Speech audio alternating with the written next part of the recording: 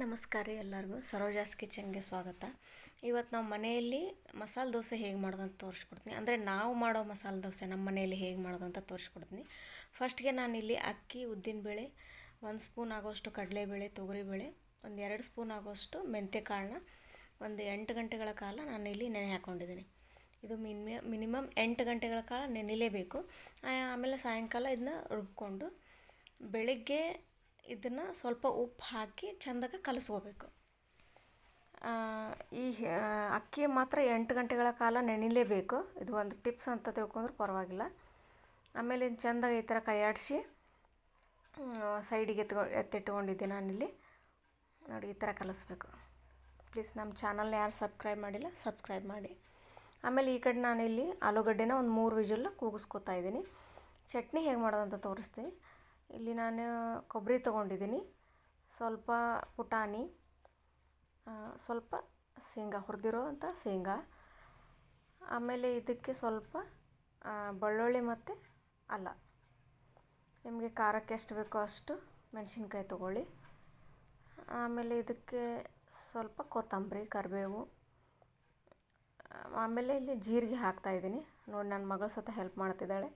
So ರುಚಿಗೆ ತಕ್ಕಷ್ಟು ಉಪ್ಪು, ಸ್ವಲ್ಪ ಸಕ್ಕರೆ, ಇಷ್ಟನ್ನು ಹಾಕ್ಕೊಂಡು ರುಬ್ಕೊಂಡು ಇದಕ್ಕೆ ಒಗ್ಗರಣೆ, ಜೀರಿಗೆ ಸಾಸಿವೆ ಹಾಕ್ಕೊಂಡು ಒಗ್ಗರಣೆ ರೆಡಿ ಮಾಡಿ ಇಟ್ಕೊಂಡಿದ್ದೀನಿ ನಾನಿಲ್ಲಿ. ಆಮೇಲೆ ಇಲ್ಲಿ ಆಲೂಗಡ್ಡೆ ಪಲ್ಯಕ್ಕೆ ಎಣ್ಣೆ ಕಾದ್ಮೇಲೆ ಜೀರಿಗೆ, ಸಾಸಿವೆ, ಶೇಂಗಾ, ಕಡಲೆಬೇಳೆ ಹಾಕಿ ಮತ್ತು ಹಸಿಮೆಣ್ಸಿನ್ಕಾಯಿ, ಉಳ್ಳಾಗಡ್ಡಿ ಹಾಕಿ ಕೈ ಆಡಿಸ್ಕೊಂಡ್ಮೇಲೆ ಆಲೂಗಡ್ಡೆನ ಹಾಕ್ಕೊಂಡು ಇದಕ್ಕೆ ರುಚಿಗೆ ತಕ್ಕಷ್ಟು ಉಪ್ಪು, ಸ್ವಲ್ಪ ಅರಿಶಿನ ಪುಡಿ ಮತ್ತು ಸ್ವಲ್ಪ ಮಸಾಲೆ ಪುಡಿ ಹಾಕಿದ್ದೀನಿ ನಾನಿಲ್ಲಿ.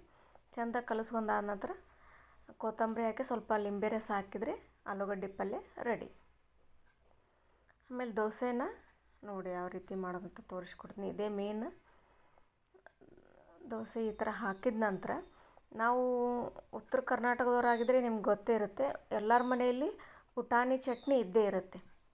ಸೊ ಈ ಹುರುಗಡ್ಲೆ ಅಂತಿರಲ್ಲ ನೀವು, ಆ ಥರ ಅದ್ರದ್ದು ಚಟ್ನಿ ಮಾಡ್ತಾರೆ.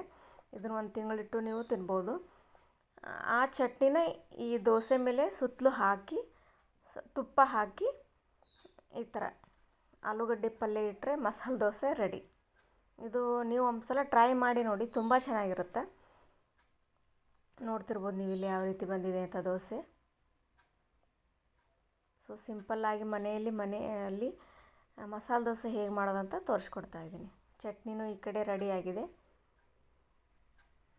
ಆಮೇಲೆ ಆಲೂಗಡ್ಡೆ ಪಲ್ಯನೂ ರೆಡಿಯಾಗಿದೆ. ನೋಡ್ತಿರ್ಬೋದು ನೀವು ಯಾವ ರೀತಿ ಬಂದಿದೆ ಅಂತ. ಸೊ ಮಸಾಲೆ dosa, simple masala dosa ready. Thank you for watching.